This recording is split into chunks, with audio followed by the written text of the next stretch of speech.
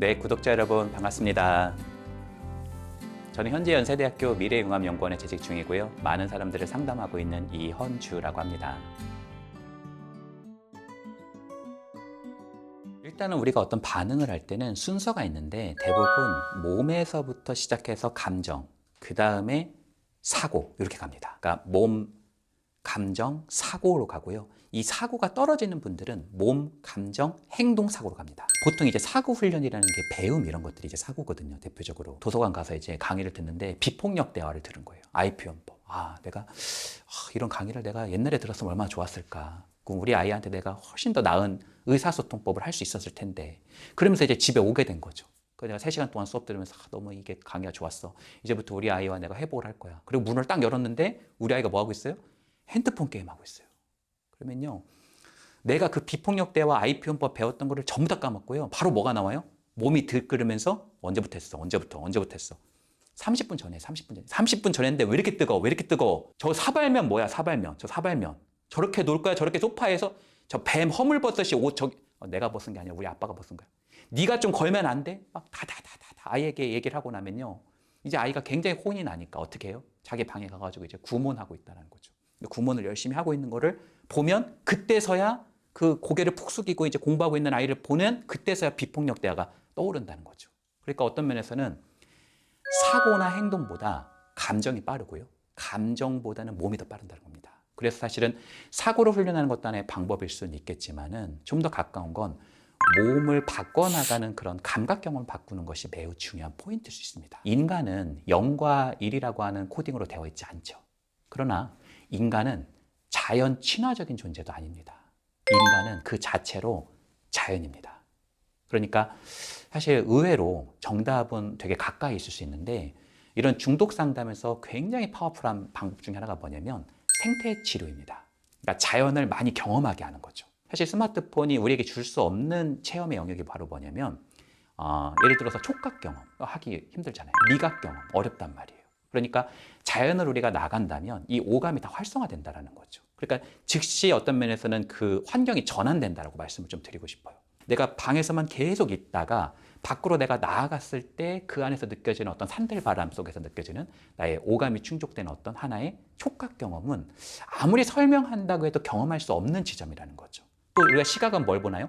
자연광을 보죠. 이 자연광은 사실은 굉장히 우리가 가지고 있는 우울증을 치료하는 데 있어서도 매우 대표적인 방법으로 지금도 많이 쓰이고 있는 방법 중에 하나입니다. 그래서 제가 우울증 내담자 만날 때도 처음에 세팅을 받는 게 커튼을 얼마나 여는지를 보고 커튼을 계속 닫고 있는 분들은 커튼부터 치게끔 보통 많이 이제 세팅을 하게 되거든요. 그만큼 자연광이라는 게 중요할 수 있고요. 코로는 뭘 들이시게 되나요? 그렇죠. 피톤치드라고 하는 것을 형성시키고 그것은 고통의 역치를 형성할 수 있다는 거죠. 그리고 우리가 보통 귀로 듣는 그 리듬을 자연에서 주는 리듬을 1/F 리듬이라고 하거든요. 요즘 이제 ASMR이라고 하죠. 그거에 대한 원천이 사실 자연에 있다는 겁니다. 이게 보통 보면 오케스트라가 아니잖아요. 거기는 어떤 지휘자가 있지 않잖아요. 그러니까 새가 지저귀고 뭐 바람이 불고 뭐 물소리가 들리고 어떻게 보면 무작이란 말이에요. 근데 우리가 그걸 들으면서 혼돈이라고 생각하지 않아요. 왜냐하면 굉장히 무질서한 것처럼 보이지만 그 안에서의 질서가 있거든요. 이런 어떤 도시민들이 잃어버린 그런 소리가 이런 1/F 리듬이라는데 그 1/F 리듬의 원천이 자연에 있다는 겁니다. 내가 좋아하는 초콜릿 하나, 내가 좋아하는 유기농 어떤 뭐 티 하나 이런 것들을 내가 먹고 온다는 것은 이 오감 전체를 다 활성화시킬 수 있는 굉장히 중요한 지점이라는 겁니다. 이런 것들을 시간의 너비에서 계속적으로 좀 체험해 나가는 것, 그 안에서 내가 조금 더 좋아하는 활동에 몰입해 나가는 것, 이것은 내가 중독이라고 하는 경향성을 조금은 낮추고 다른 활동으로 전환시킬 수 있는 매우 중요한 방법이라고 말씀드리고 싶습니다. 사고라고 하는 것은요, 감정의 틀입니다. 사실 사고는 그릇이고요, 감정은 물이거든요. 그러니까 사고가 튼튼하지 못하면 어떻게 보면 물이 막 새어나오겠죠. 그러니까 사고를 굳건하게 지키는 것은 어떤 면에서는 감정 조절을 할 수 있는 굉장히 중요한 원칙인데요.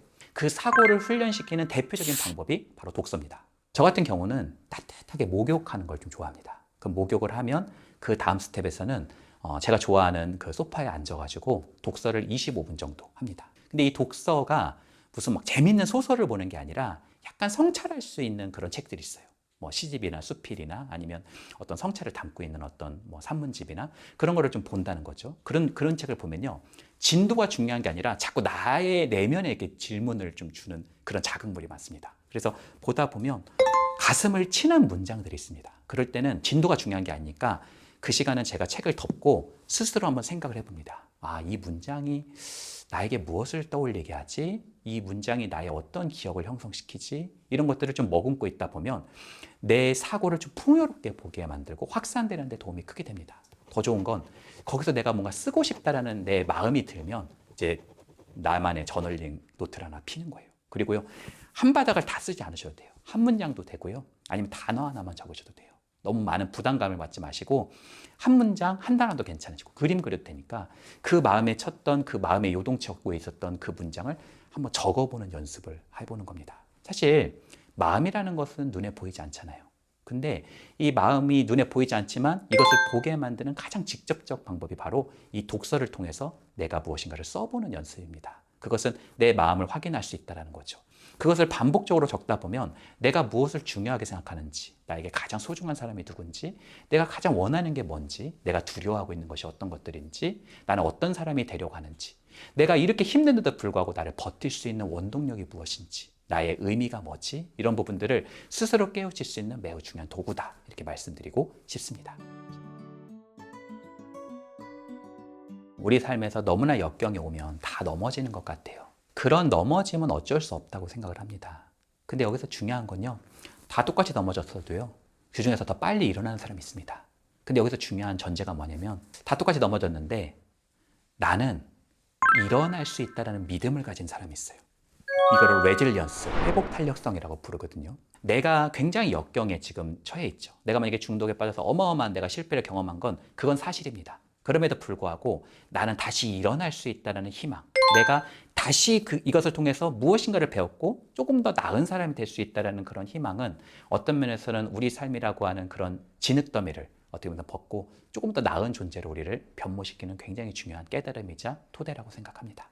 회복 탄력성을 높일 수 있는 방법이 여러 가지가 있죠. 근데 대표적인 게 두 가지가 있습니다. 첫 번째는 내가 모델링할 수 있는 롤 모델을 갖는 거 매우 중요할 수 있습니다. 제가 우리 구독자분에게 한번 여쭤보고 싶어요. 내가 정말 존경하는 사람이 있는지, 내가 정말 따르고 싶고 배우고 싶은 사람이 있는지, 내가 만약에 중독에 빠져 있다면 그 중독에 빠졌지만 거기서부터 벗어나서 자신의 삶을, 내가 정말 원하는 그 삶을 살고 있는 그런 거인들을 내가 사실은 인식하고 알고 있는지, 굉장히 중요한 롤 모델을 내가 계속 그 사람을 바라보고 있으면 사실 대단한 게 아닌 것 같은데도 바라보고 있으면 어느 순간 그 사람의 모습이 마치 사진이 찍힌 것처럼 내 안에 파지가 된다는 겁니다. 내 안으로 들어오기 시작한다는 거죠. 그것이 어느 임계점을 넘으면 나도 모르게 그 행동을 따라하게 된다는 겁니다. 대리 경험이라고 하는 그런 모델링이라는 건데, 내가 조금 닮고 싶고 내가 조금은 어떤 면에서 나아질 수 있게 하는 그런 거인들이 내 삶에 존재하는지를 꼭 여러분에게 좀 찾을 수 있도록 부탁을 좀 드리고요. 우리의 삶이 밝아서 이런 얘기를 하는 거 아니라고 생각합니다. 저는요, 되게 어려운 지경에 있기 때문에 오히려 이런 시선을 가져야 된다고 생각하거든요. 어둡기 때문에 별이 보이는 겁니다. 그리고 우리가 별을 발견해야 되는 이유는 우리가 길을 잃지 않기 위해서 그 별을 필사적으로 보려는 지점이 아주 그런 노력이 필요하다는 거죠. 그 별이 바로 우리 안에 모델링할 수 있는 롤 모델일 수도 있겠죠. 또 하나의 별은요, 우리가 빛에 우리가 다다르면 나도 그 빛을 반영하게 되잖아요. 그런 것처럼 내 안에 있는 빛을 또 발견하는 어떤 지점들, 그 사람의 관심과 애정일 수도 있죠.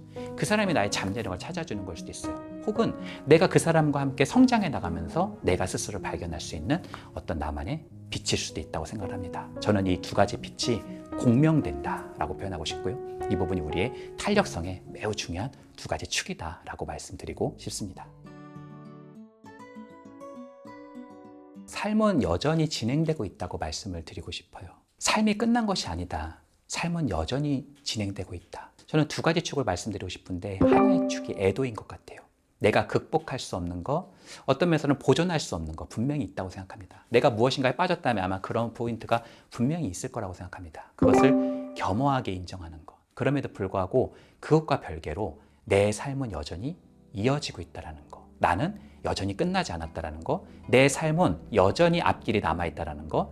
내 삶이 여전히 펼쳐져 있다는 것. 그런 긴 안목을 갖고 한 발자국씩 선택과 책임이라고 하는 두 다리로 내 삶을 우뚝 서서 걸어가고 뛰어가고 도약하는 그런 과정이 있기를 간절히 소망합니다.